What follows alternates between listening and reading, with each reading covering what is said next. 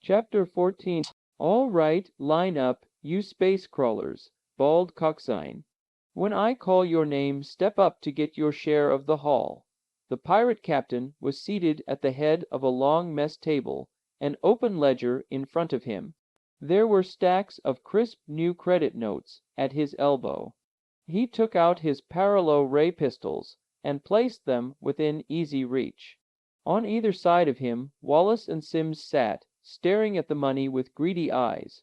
Coxine looked at the first name on the ledger, Joe Brooks. He called, 1,000 credits for spotting the liner.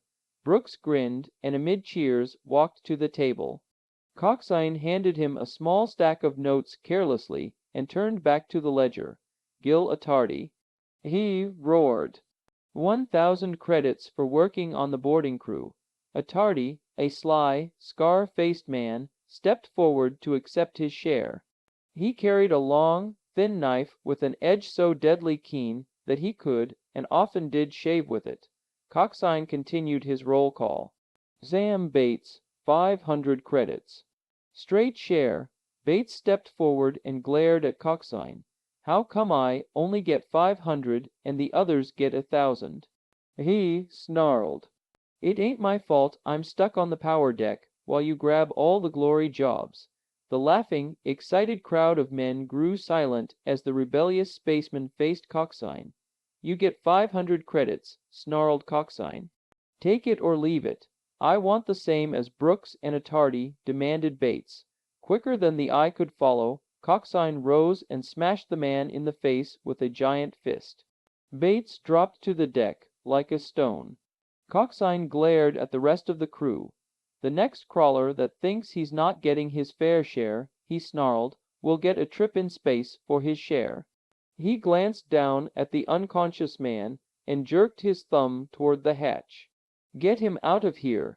Two men dragged the unconscious man away and threw a bucket of cold water on him. He woke up, snatched at his share of the credits, and disappeared from the room. The pirate captain continued reading the list of names, arbitrarily, handing out various amounts of the stolen money as he saw fit. Standing in the rear of the mess room, hidden by the other members of the crew, Tom realized that to step in plain sight of Wallace and Simms for his share would mean instant betrayal. He had to make his move now, and with most of the crew mustered together in the mess room, it was his one chance for success. Gripping the stolen paralo ray gun in his jacket pocket, he slipped out of the mess room unnoticed and headed for the radar bridge. As he raced up the companionway, he could hear the laughter of the men below decks as one by one they received their shares. His name would be called soon.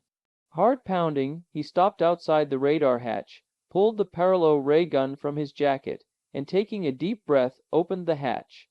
Joe Brooks was seated in front of the scanner, counting his share greedily and glancing occasionally at the finger of light that swept across the green globe.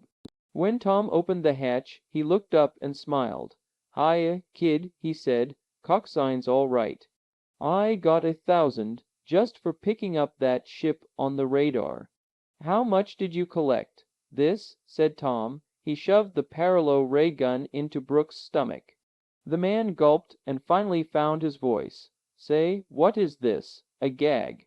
Where did you get that paralo ray?" Then suddenly he shoved the bundle of notes in his pocket. "Oh, no, you don't. You're not going to steal my share." "I don't want your money," said Tom coldly. "Get into that locker and keep your mouth shut, or I'll blast you." "Locker? Say, what's the matter with you? You gone space happy." "Get in there," growled Tom. At the look on the cadet's face, Brooks rose quickly and stepped into the locker. Tom slammed the door and locked it. Then, locking the passageway hatch, he turned to the radar scanner. Working quickly with deft hands, he opened the casing around the delicate instrument and began disconnecting the major terminals. Studying the complicated tangle of connections, he wished that he had as much knowledge of radar as Roger. He finally found the wires he wanted and separated them from the other connections. He began replacing them, altering the terminals. After checking his work, to make sure it would not short-circuit, he grabbed the intercom and began taking it apart. Sweat beaded his forehead. Time was short. Soon Coxine would miss him and come looking for him. He had to complete his job before that happened. After moments that seemed like hours, he was ready. Using one of the intercom relays, he began tapping out a message in Morse code on an exposed wire from the scanner. He looked at the radar scanner and watched it flash white static lines each time he touched the wires. Carefully, he tapped out a message: Emergency, attention, Corbett, Space Cadet. Aboard, Coxine, Pirate, Ship, Space Quadrant, B, Section 20. 3. Over and over he repeated the desperate message, hoping against hope that someone would be scanning space and the interference would show up on their radar. Emergency, attention, Corbett, Space Cadet Captain Strong.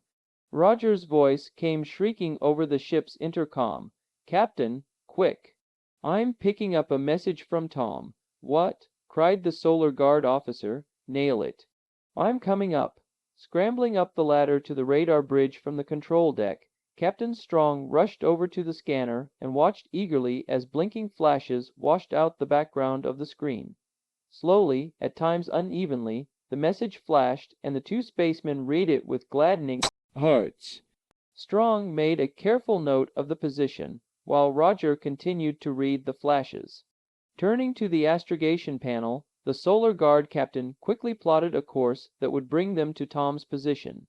Endlessly, during the past few days, Strong, Roger, and Astro had swept space in a wide arc around the asteroid belt, hoping to pick up just such a signal. Now, with the position of the Avenger in his hands, Strong grabbed for the intercom. Attention, power deck. Yelled Strong, we've just picked up a message from Tom. He's given us his position, so stand by for a course change. Yee-ew, roared Astro. I knew he'd do it. He's not in the clear yet. We've only got his position. We don't know how we're going to get him away from Coxine yet. Ready to change course, sir, said Astro. 3 degrees on the down plane of the ecliptic, and 54 degrees to starboard. Full space speed, Astro. Pilot on. Aye, sir, replied Astro. I'll make this wagon's tail so hot it'll blast at double speed. You'd better, you Venusian ape, cried Roger. It's the least you can do for Tom.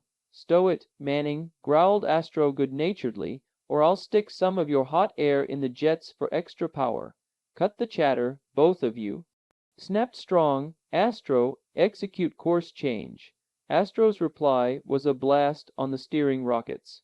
On the control deck, Strong watched the needle of the astral compass swing around and stop dead on the course he had ordered. All set, Astro, shouted Strong, right on course. Now pile on the neutrons. Aye, sir. On the power deck, the big cadet turned to his control panel, took a deep breath, and opened the reactant feeders wide. The ship leaped through the airless void under the sudden burst of power, and Astro watched the acceleration indicator climb to the danger line. He gulped as the needle passed the danger point, and was about to cut down speed when the needle stopped. Astro breathed easily and settled back satisfied. If it was up to him, they would reach Tom in record time. Up on the radar deck, Roger continued to read the flashing signals on the radar scanner. Over and over, he read the same message. I guess that's all he can say, sir, said Roger, turning to Strong. Yes, I guess so, Roger, agreed Strong. He's probably sending it out blind, on an open circuit, hoping that anyone near enough would pick it up. Wonder how he did it. Roger thought a moment. I'm not sure, sir, but I think he's crossed the impulse on the scanner from positive to negative. How do you mean? Asked Strong. The young captain was well acquainted with the principle of radar, but, admittedly, could not match Roger's natural ability. By making the impulse negative, sir, said Roger, he could create interference on the scanner. Instead of bouncing against something and returning an image to a scanner, The impulse hits itself and creates static, which shows up in the form of those white flashes. Well, in any case, said Strong with a sober nod toward the scanner, he's done something the whole Solar Guard couldn't do. He's quite a boy. Roger smiled. I'll say he is, Skipper. Strong turned away and climbed down to the control deck. He sat in front of the great control panel and watched the countless dials and needles. But his mind wasn't on the delicate handling of the great ship. He was thinking about Tom, alone aboard a ship with a crew of desperate criminals. Tom had taken his life in his hands to send out the message that Much Strong was sure of. And the young skipper noted with pride that there was no appeal for help in the desperate call.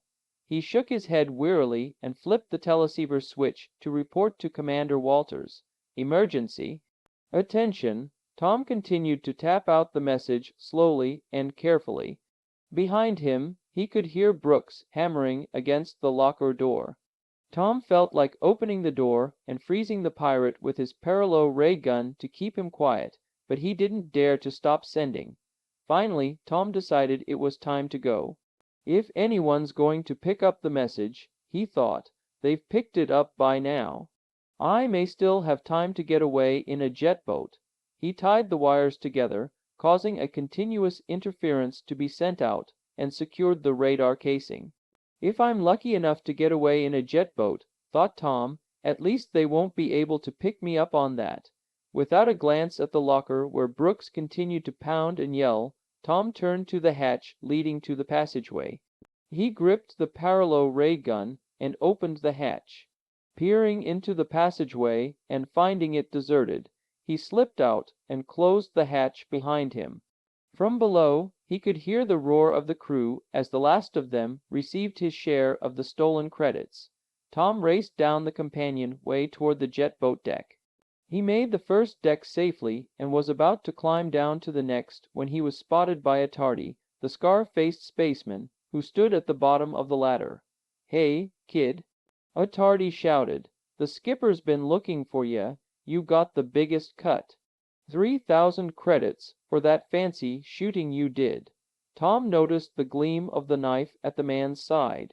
The young cadet could imagine the criminal sinking the knife in his back without hesitation, if he suspected anything. "Well," demanded Attardi, "are you going to collect or not?" "The skipper sent me to look for you." Tom smiled, and while still smiling, whipped the paralo ray gun into sight and fired. His aim was true.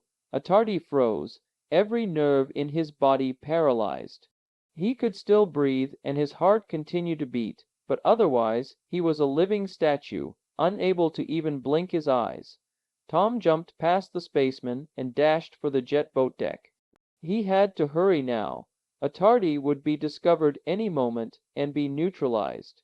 When neutralized, the victim returned to normal, with only violent muscle soreness remaining.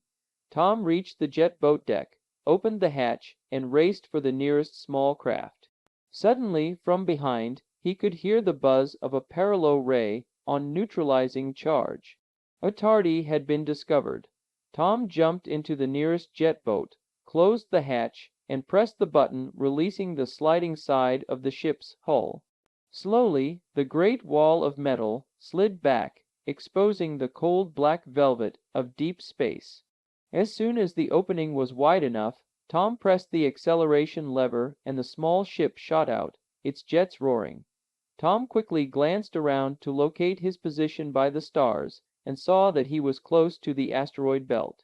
He opened up to full acceleration, and since there was nothing else to do but wait for time to pass and hope for escape, he began to examine the contents of the small ship.